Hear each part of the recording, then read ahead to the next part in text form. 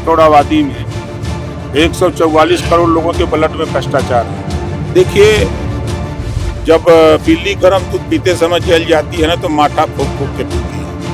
बाराबंकी के हैदरगढ़ के रामपुर गांव में आयोजित सम्मान समारोह उस वक्त हाई वोल्टेज सियासी मंच बन गया जब पंचायती राज मंत्री ओम प्रकाश राजभर ने मंच संभाला। सुबेहा थाना क्षेत्र के जमीन हुसैनाबाद में हुए इस कार्यक्रम में उमड़ी भारी भीड़, सैकड़ों कार्यकर्ता और ग्राम प्रधानों की मौजूदगी ने इसे बड़े शक्ति प्रदर्शन में बदल दिया।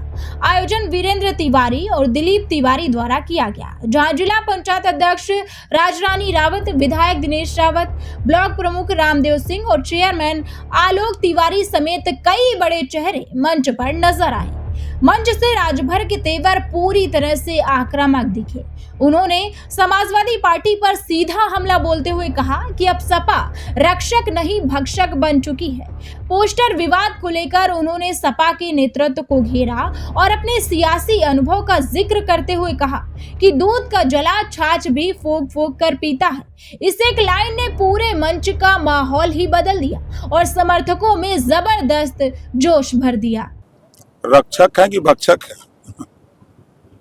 आप उठा के देखिए, उन्हीं के खाली अखिलेश जी के 5 साल के कार्यकाल, मुजफ्फरपुर में दंगे हो रहे थे, लोग गांव छोड़ के पलायन कर रहे थे और ये सफाई में बैठ के नाच देख रहे थे। एज मुख्यमंत्री यही काम होता है मुख्यमंत्री का।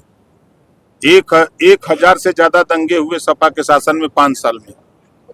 1200 लोगों की जान की हानि हुई और अपराधी छुट्टा सांड की तरह घूमते थे और लोग समाजवादी पार्टी के नेता सरकार को अपने जेब में लग के घूमते थे। आज योगी जी की सरकार है, 9 साल में एक भी दंगा नहीं हुआ, कहीं कर्फ्यू नहीं लगा और जो अपराधी गुंडागर्दी करते थे उनको जेल में या तो जमीन के अंदर कर दिया। आज अगर कहीं भी कोई छुटपुट अपराध होता है तो प्रशासनिक महकमे में पुलिस विभाग ने 48 घंटे के अंदर उस व्यक्ति को जेल के सलाखों में पहुंचा दे रही है। राजभर यही नहीं रुके। उन्होंने मुख्यमंत्री योगी आदित्यनाथ का जिक्र करते हुए कहा कि वह समय समय पर उन्हें अहम मुद्दों पर सलाह देते रहते हैं। वहीं भ्रष्टाचार पर बड़ा बयान देते हुए उन्होंने कहा कि 144 करोड़ लोगों के खून में भ्रष्टाचार घुला है।